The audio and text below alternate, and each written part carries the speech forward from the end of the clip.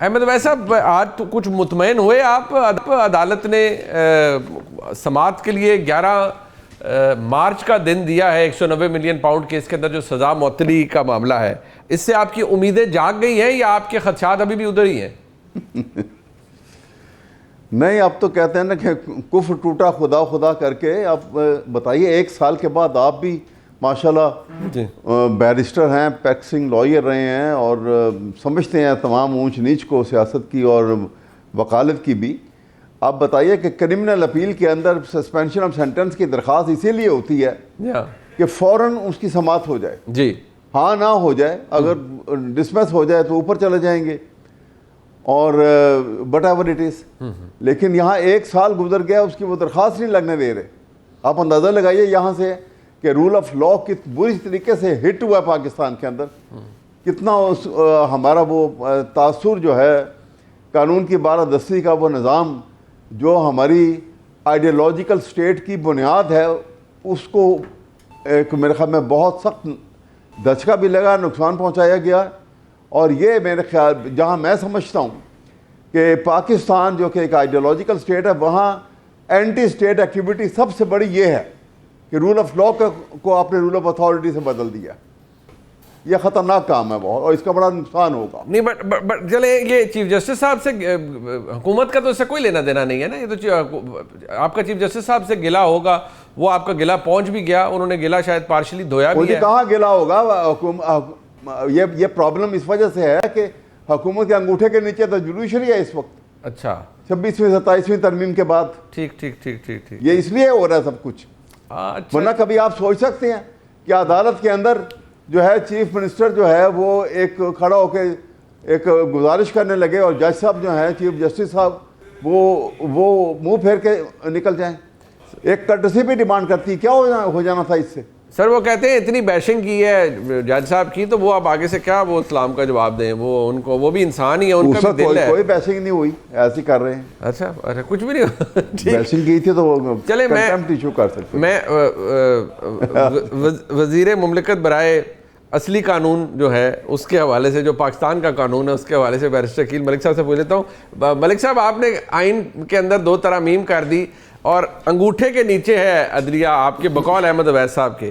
چلیں آج کوئی پھر آپ نے تبسم فرمایا یا یہاں سے بھی ہوا، 11 مارچ کی ڈیٹ ہو گئی. اب اللہ کرے اس دن پروسیکیوٹر صاحب آ جائیں، اللہ کرے اس دن بینچ بیٹھ جائے اور یہ نہ ہو کوئی اعتکاف میں نہ بیٹھا ہوا ہو یا کوئی عمرے کی سعادت کے لیے نہ چلا جائے. 11 مارچ کو سماعت ہو جائے خان صاحب کی، تاکہ یہ گلا تو دھلے. عقیل ملک صاحب. بسم اللہ الرحمن الرحیم. بہت بہت شکریہ منیب صاحب. رمضان المبارک کا بابرکت مہینہ ہے اور کچھ وجوہات آپ نے خود ہی بتا دیں. ظاہری بات ہے، لوگ اعتکاف بھی بیٹھتے ہیں، لوگ عمرے کی سعادت کے لیے بھی جاتے ہیں. لیکن جو آپ نے کہا کہ 11 تاریخ فکس ہوئی، دیکھیں اس میں حکومت کا تو کوئی لینا دینا نہیں. یہ تو ہولی سولی جو کام ہے رجسٹرار اور اسلام آباد ہائی کورٹ کی جو ایڈمنسٹریشن ہے اس کا کام ہے. اور آج انہوں نے ارلی ہیئرنگ کی درخواست، یہی تو ہم بار بار ان سے کہتے تھے ارلی ہیئرنگ کی درخواست دے دیں. ارلی ہیئرنگ فکس ہوئی اور ڈائریکشن ہو گئی 11 تاریخ کو جو ہے ان کا کیس فکس ہو گیا. اب وہاں پہ سنوائی ہوگی. ارلی ہیئرنگ بھی اگر دے دی اور سسپینشن آف سینٹنس کی یہ بات جب کی، ہم سارے ہی پریڈومننٹلی وکیل ہیں تینوں ایٹ لیسٹ، اور میں سمجھتا ہوں کہ نیائی صاحب بھی بالکل سمجھتے ہیں قانون کو بھی، آئین کو بھی، سارے معاملے کو. اور اپنی زندگی میں بھی انہوں نے کافی دیکھا ہوگا کہ کس طرح جو ہے کیسز. ان کے بیٹے بھی بیرسٹر ہیں. سسپینشن بالکل، ان کے بیٹے بھی بیرسٹر ہیں، ہمارے کالیگ ہیں.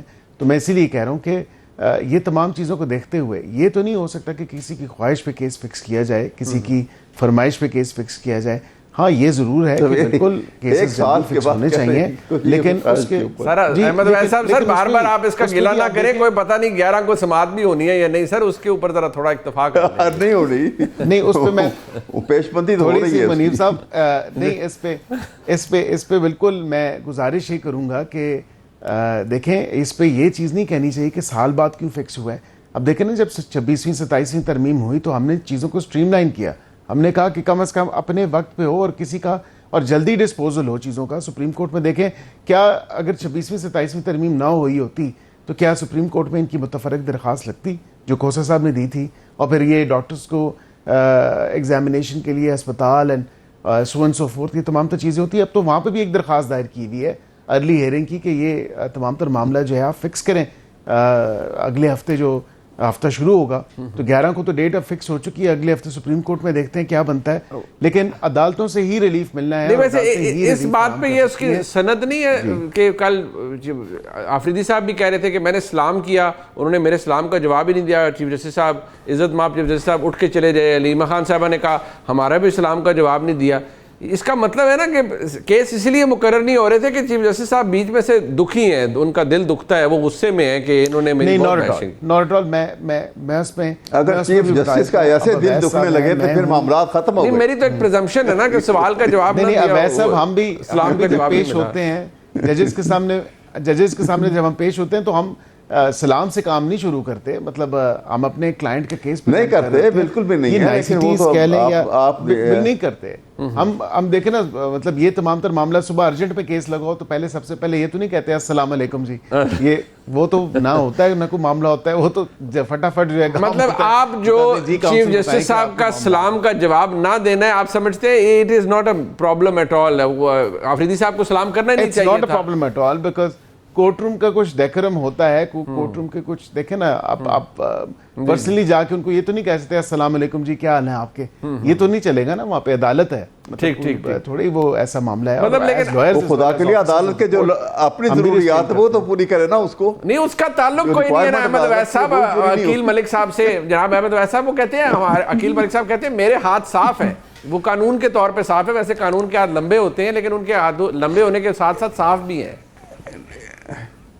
نہیں, ان کے ملک صاحب کے ہاتھ واقعی صاف ہیں, یہ بالکل ہی ڈفرنٹ پرسن, لیکن کیا کریں آپ, ایک مجبوری میں موجود ہیں, آپ کیا کر سکتے ہیں. چلے نیائی صاحب, ویسے حکومتی ہاتھ چاہے وہ عقیل ملک صاحب کے ہوں یا جناب اعظم نذیر طارڑ صاحب کے ہوں, وہ قانونی طور پر لمبے تو بہت ہیں, باثر بھی بہت ہیں, صاف ہیں, کیونکہ جناب احمد اویس صاحب فرما رہے ہیں کہ اس میں نا 26ویں 27ویں ترمیم کی گرد ہے جو ہاتھوں پر ہے, اسی لیے عدلیہ انگوٹھے کے نیچے ہے. منیر صاحب مجھے بڑا جو ہے نا, آپ کو ایک چیز جو ہے جو آپ کو فائدہ نہیں ہے جی, آپ نے صرف کوئی ایک دور دیکھو گا, 2 دور دیکھو گا جی, میرے خیال اویس صاحب نے بھی میری طرح کوئی 6-7 قسم کے اس طرح کے دور دیکھ چکے ہیں. جی, وہ کہتے ہیں مٹاتا ہے پیر و جواں کیسے کیسے, بدلتا ہے آسمان کیسے کیسے. اویس صاحب جب آپ یہ مزے لوٹے تھے آپ تو اس وقت احساس کرتے اور ساکر نثار صاحب کی عدالت کو انجوائے نہ کرتے اور نہ عمر طاہر بجال صاحب کی عدالتوں کو انجوائے کرتے, تو آج آپ کی شکایت جو بڑی درست ہے اس کو لیکٹی بیسی ہوتی. کرائسس ملک کا کیا ہے کہ یقیناً ایسے ہم جھاڑ کے کھڑے ہو جاتے ہیں. مجھے تو تکلیف اب بھی ہو رہی ہے کہ زیادتی ہو رہی ہے, لیکن زیادتی کا سلسلہ اب تو نہیں شروع ہوا. ایک تو صدی بیت گئی, اب تو پاکستان کے اندر یہ چیزیں جو ہے ہمارے ایک نارم ہے ان چیزوں. باقی یہ ہے کہ جیسے عقیل صاحب کہہ رہے ہیں کہ دیکھو مجھے نہیں پتا کورٹ کا کیا ماحول ہے, کس ماحول میں سلام کیا گیا ہے, سلام کا سٹائل کیا ہے, کورسو کنڈیشن ہے, اور پھر کورٹ کے اندر میں نے تو گڈ مارننگ سر کرتے کبھی کسی کو نہیں دیکھا. وہ آئے اور پہلے کہ وہ ایک آپ کو پتہ ہے, آپ جھک کے اندر بیٹھ جاتے ہیں عدالت میں کہ آپ کتنے سینئر وکیل ہیں اور کتنا آپ ینگ جج بیٹھا ہے, اور جھک کے بیٹھ کچھ بیک کیے بغیر منہ میں نکلتے ہیں.